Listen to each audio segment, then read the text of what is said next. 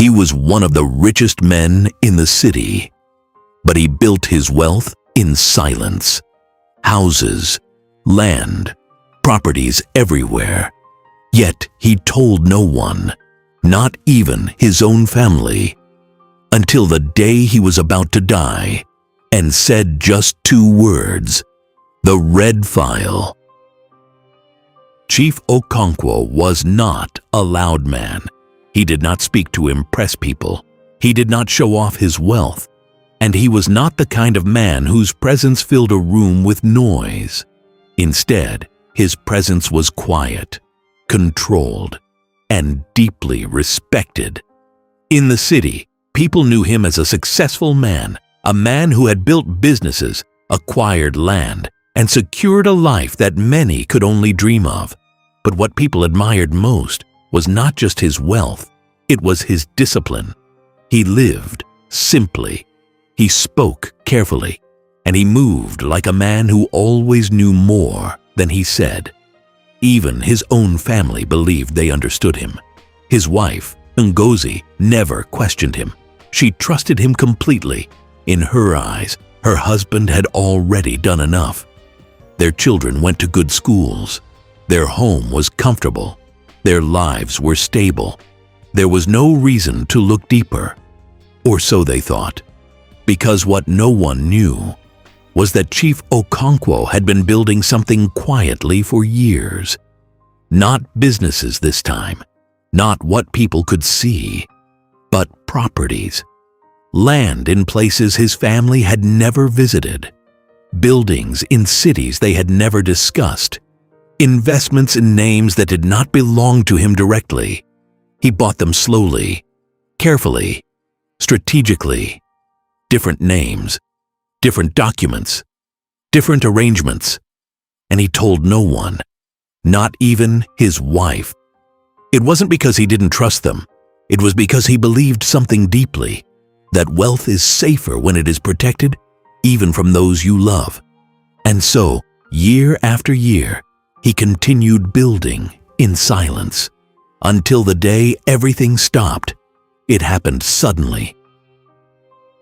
One morning, without warning, everything changed.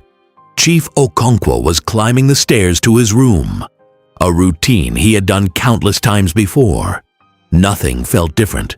Nothing felt wrong. Then suddenly, he stopped. His hand gripped the railing. His body weakened, and before anyone could understand what was happening, he collapsed. Hard. For a moment, there was silence, then panic. His wife screamed his name. The children rushed forward. Confusion filled the house. Paramedics were called immediately. They arrived quickly. Voices sharp, movements urgent. "Sir, can you hear me?" No response. They checked his pulse, started resuscitation, called out instructions, worked on him right there on the floor. But his body was not responding the way it should. They lifted him onto a stretcher, rushed him out. Sirens breaking through the morning air. At the hospital, everything became clinical, cold, precise. Doctors moved around him. Machines surrounded him. Monitors began to speak in quiet, rhythmic sounds. After several tests, the diagnosis came. A stroke, severe, the kind that does not just weaken the body, but steals control. Chief Okonkwo could not speak. He could not move his hands. He could not even express what was happening inside him. But his eyes were open, and they were searching, looking for one person, his wife. Ngozi stood beside him, holding his hand, calling his name softly, and he looked at her with something she had never seen before. Not fear, not pain, urgency, because inside him there were things he needed to say, things he had never said, secrets he had never shared. He tried to move his fingers. Nothing. He tried to speak. No sound came out, and in that moment, he realized something terrifying. Time was no longer his. He looked at his wife again, as if hoping she could understand what he could not say. But she couldn't, because some truths must be spoken. Days passed in uncertainty. The family waited, hoping, praying, watching. Machines continued their quiet rhythm. Doctors spoke in careful tones, and every day felt like it could go either way. Then one evening, something changed. Chief Okonkwo opened his eyes, weak, barely holding on, but conscious. His wife rushed closer, her heart beating fast. "Is there anything you want to say?" she whispered.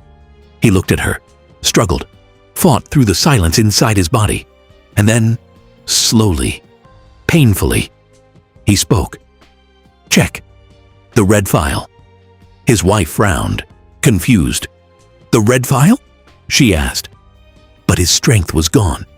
His eyes slowly closed again, and that was the last thing he ever said. After his passing, the house changed. It became quieter than anyone had ever known it. Visitors came and went.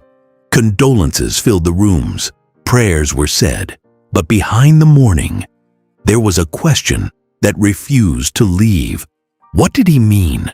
What red file?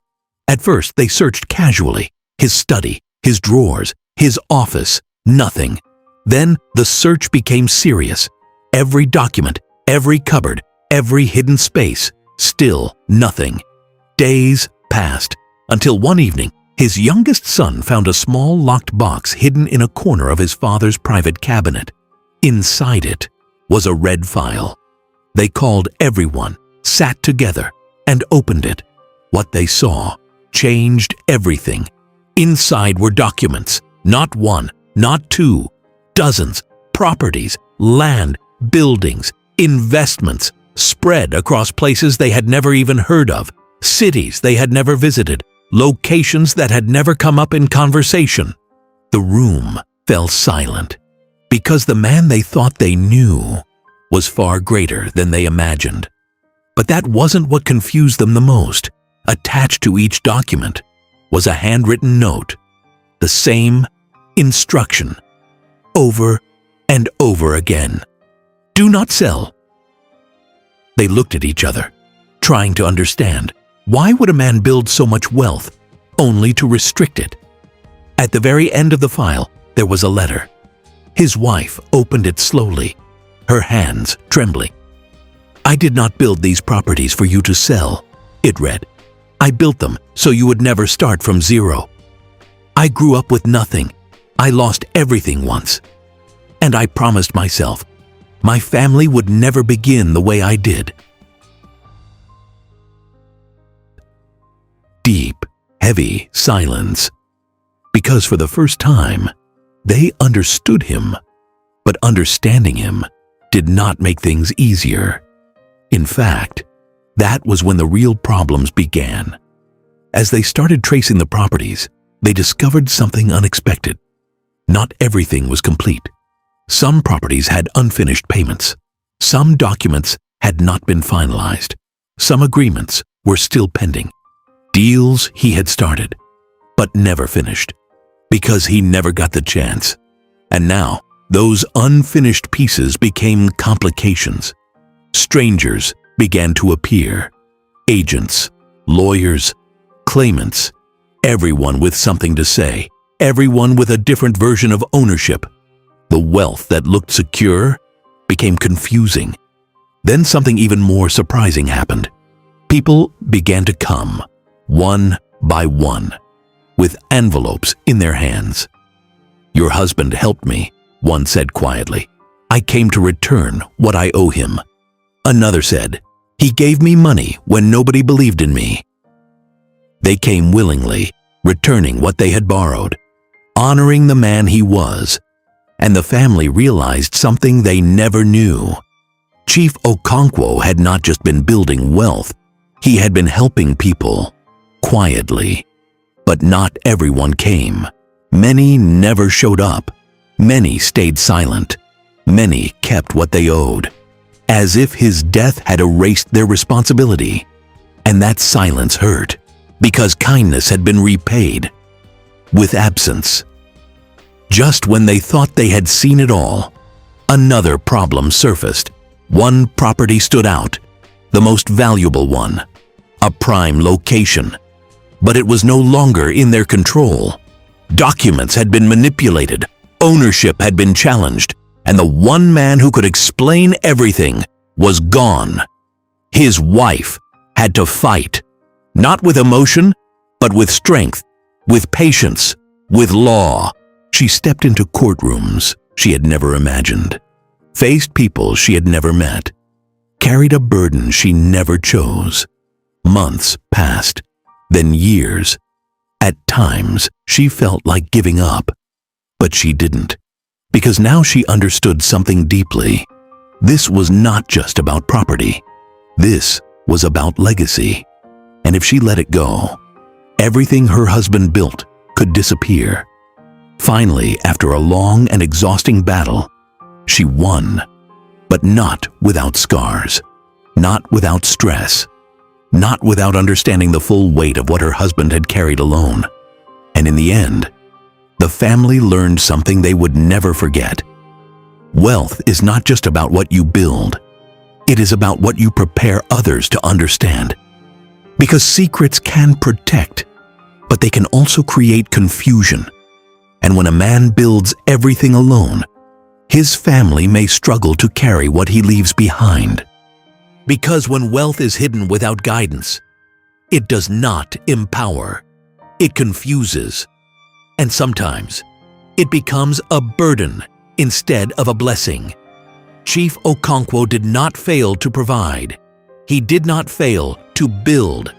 But in trying to protect everything alone, he left behind a responsibility his family was not prepared to carry.